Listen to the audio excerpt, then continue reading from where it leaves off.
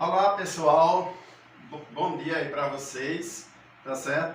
Eu sempre falo bom dia porque eu estou sempre gravando as aulas pela manhã, tá joia? Mas boa tarde, boa noite, quem estiver assistindo aí em horários diferentes, ok? Dentro da nossa disciplina de fitoterapia e homeopatia, um sistema online, nós vamos hoje, eu separei aqui, ó, para a gente estudar 4 plantas, né, que fazem parte do sistema tegumentar. E o que é o sistema tegumentar? Lembrando um pouco lá da anatomia, o sistema tegumentar, né, está incluído a parte da pele, das unhas e cabelo, não é isso? Esse é o sistema tegumentar.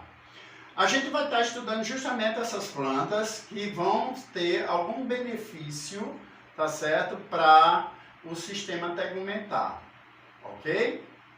Então, pessoal, a gente começa falando um pouco, né, estudando um pouco sobre a aloe vera. Já ouviram falar nessa planta?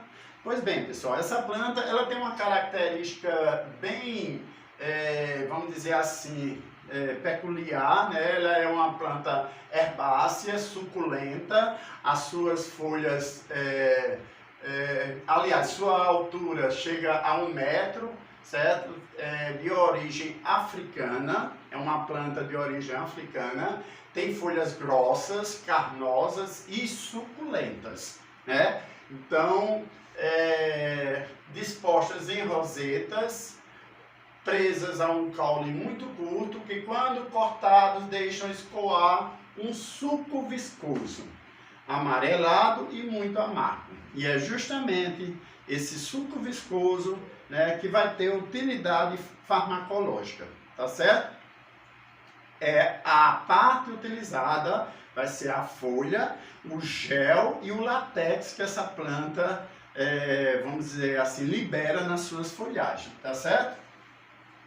Como uso terapêutico, pode ser usado como cicatrizante em queimaduras, lembrando, queimaduras de 1º e 2º grau, né? As queimaduras de 1º grau são aquelas queimaduras que atingem apenas a primeira camada da pele, a epiderme. A de 2º grau são as que atinge a 2ª camada, né? A derme.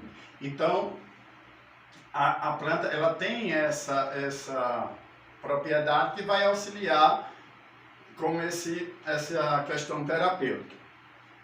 Ela também pode ser usada como propriedade laxativa, porque ela vai aumentar a motilidade do intestino, né?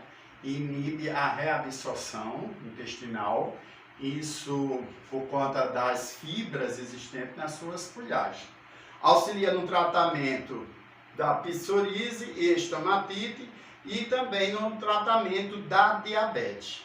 Agora, pessoal, a gente está falando sobre a classe das plantas de uso externo, tá certo? Porém, na fitoterapia, algumas plantas podem ser utilizadas para uso interno, desde que cumpra o que determina, né, o protocolo da fitoterapia na questão de proporções, né? Então, a proporção de uma aloe vera para uso interno, ela é bem menor, né, do que uma proporção do que eu posso utilizar no caso da parte externa, tá certo? Então, tem aqui, ó, forma de uso e dosagem. O gel liofilizado pode ser preparado em semissólidas, né, e neutros e hipoalergênicas, que veiculam 10% do gel liofilizado de Barbosa no volume total de preparação, né? Então, assim, pessoal, na verdade, isso aqui é utilizado de forma farmacológica, mas seguindo os preceitos, né, de preparação associada a outra substância, no caso, tá certo? Aplicando até 2 vezes ao dia na área afetada até a cicatrização, após lavar bem e secar o local onde vai ser aplicado, tá? Então, você pode, de repente, utilizar as folhas, né, tirando dela justamente a parte do látex, né, e aplicar, se for o caso de uma queimadura de primeiro ou segundo grau, livremente, certo? Mas você pode também adicionar o babosa, tá certo? Para que você formule uma solução mais, vamos dizer assim, mais consistente do produto. O tempo de uso é até a cicatrização, você pode utilizar, tá certo? É contraindicado para o uso excessivo do látex, portadores de hemorroidas, tá certo? Prostatite, né? Problema de próstata, colite, síndrome do colo irritável, certo? Problemas renais, hepáticos e cardíacos, e também não deve ser utilizado em grávidas e lactantes. Na realidade, pessoal, todas as plantas, né, a gente vai ver que elas são contraindicadas para essas situações, tanto para lactantes, bebezinhos, como também para as gestantes, as grávidas, certo? A outra planta que eu separei hoje foi a calêndula. A calêndula é uma planta herbácea de pequeno porte, atinge de 20 até 50 centímetros de altura, então é uma planta que não é tão alta, certo? As folhas inferiores são espatuladas, aveludadas, verde pálidas, né? As flores têm as pétalas centrais tubulosas e as pétalas periféricas lanceoladas, possuem até 5 centímetros de largura, com flores de cor amarelada ou laranjas perfumadas, semelhante às conhecidas margaridas. Então essa é a característica, né, da calêndula, tá certo? A parte que eu posso utilizar a planta toda, tá certo? Como uso terapêutico, ela é indicada como anti-inflamatório em afecções da cavidade oral, cicatrizante, reptilização e antiviral, também auxilia no tratamento das infecções no fígado e na hemenagoga, né, inflamação da pele, queimaduras e eczemas. Então assim, pessoal, é outra planta que eu vou utilizar de uso externo, tá certo? Sobre a pele, que tem principalmente como terapia para essa situação, as infecções da pele e também podendo ser usado em queimaduras. A forma de dosagem, então eu vou usar de 1 a 2 gramas da planta seca, certo? Uma pomada que utiliza de 2 a 5 gramas da planta seca em 100 gramas de uma base adequada e aplicada externamente. Então, eu posso fazer, inclusive, uma pomada, né, usando essa substância, porém, para isso eu vou precisar de outros adjuvantes, tá certo? A infusão pode ser feita de 1 a 2 gramas, equivalente a 1 a 2 colheres de chá, e 150 ml de água, tá certo? Que também é uma xícara de chá. Vai aplicar compressa na região afetada 3 vezes ao dia, certo? Essa planta, pessoal, ela tem um tempo de uso até sarar as infecções, que pode chegar até 21 dias. Ela é contraindicada quando fresca, promove dermatite de contato, e evitar o uso durante a gravidez e lactação. Aquilo que eu já falava no início, que essas plantas geralmente elas são tratadas, aliás, elas não podem ser indicadas para essas situações, tá certo? O rícino, né, é outra planta muito conhecida nossa, tá certo? Tem como característica uma planta arbustiva, glabrais, frequentemente guarnecidas de polvilho ceroso em sua volta, de 1,60 m a 2 metros de altura, folhas grandes, longamente pecioladas, peltadas e palmatifendidas, lobadas e dentadas. Nossa, tem uma característica bem diferente, né? Então essa planta ela deve ser utilizada a semente, né? E o óleo da semente, tá certo?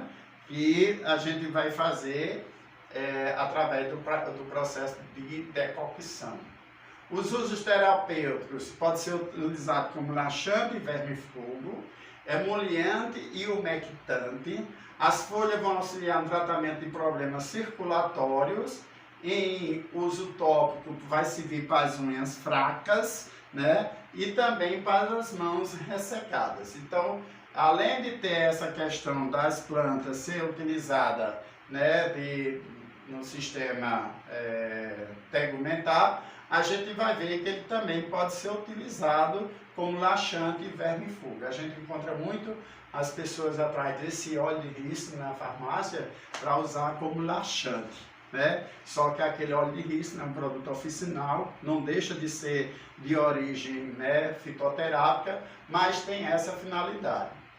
A forma de uso é vincular 5% em preparações semissólidas e aplicar 2 vezes ao dia após lavar as mãos. O tempo de uso não tem um tempo determinado, até a melhora do quadro. Também é contraindicado a ingesta desse óleo, né? Não deve ser ingerido, ele é de uso interno, tá? Aí eu estou contradizendo, né? Porque anteriormente eu disse que podia servir como laxante, não é isso? Mas assim, pessoal, com a ingesta deste óleo é restrita quando não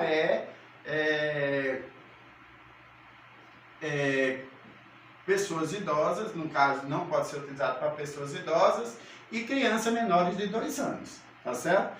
Isso porque, pessoal, pode haver um descontrole intestinal. O idoso ele tem um intestino fragilizado, assim como a criança também, tá certo? Paciente com doenças pré-existentes, síndrome do colo irritado, que muitas vezes o paciente já tem problema com o intestino, também na obstrução intestinal severa e também pessoas que têm crises de hemorroidas, tá certo? É contraindicado. O romã, pessoal. O romã ou a romã é uma planta anual, ela chega de 30 centímetros a 1,20 m de altura, tá certo? Com folhas estreitas, da cor verde, escura, lisa na parte superior e áspera na face inferior. E flores que se acham dispostas em espigas presas, as hastes que saem diretamente dos rizomas. Requer solo fértil e bem drenado, tá certo? Como ela é uma planta muito úmida, ela necessita ser cultivada em terreno drenado. Qual é a parte utilizada, pessoal? A casca do fruto é uma das partes que deve ser utilizada. Porém, em outra literatura a gente vai ver que a gente vai utilizar também outras partes da romã, que inclusive tem outras finalidades. Mas eu deixei isso para vocês pesquisarem também, tá certo? Para a gente poder discutir isso depois, tá certo? Como uso terapêutico, ele é anti-inflamatório e antisséptico da cavidade oral, também é adstringente, antidiarreico e antisséptico, certo? Então, assim, o romã, pessoal, se a gente for pesquisar direitinho, ela tem várias e várias utilidades farmacológicas, tá certo? A forma de uso para inflamações e infecções da mucosa da boca e faringe, como anti-inflamatório e antisséptico, deve ser feita a decocção de 6 gramas e 150 ml de água, ou seja, ferver, não é isso? Aplicar no local afetado e pode ser utilizado em bochechos e gargarejos 3 vezes ao dia, tá? Muito utilizado agora nesse período chuvoso, né? Nesse período frio. Ela não tem um tempo muito extenso para utilizar, deve ser usado no máximo até 21 dias e é contraindicado devido à presença de concentrações dos taninos, certo? Eles não utilizar preparações concentradas por longo período, podendo levar à prisão de ventre e provocar irritação intestinal. Cautela, mais uma vez, para as grávidas e lactantes. Pessoal, na próxima aula a gente vai ver as últimas plantas que a gente vai estar estudando, que vai estar relacionada ao sistema nervoso central, tá certo? A gente vai estar estudando essas plantas, tá certo? É claro que eu gostaria muito de estar presencialmente com vocês, cada um trazendo uma planta para a gente debater em sala de aula, mas devido à pandemia isso ficou um pouco incapacitado, né? Ficou só na vontade. Então, pessoal, até a próxima aula, ok? Aguardo vocês, ok? Um abraço e até a próxima.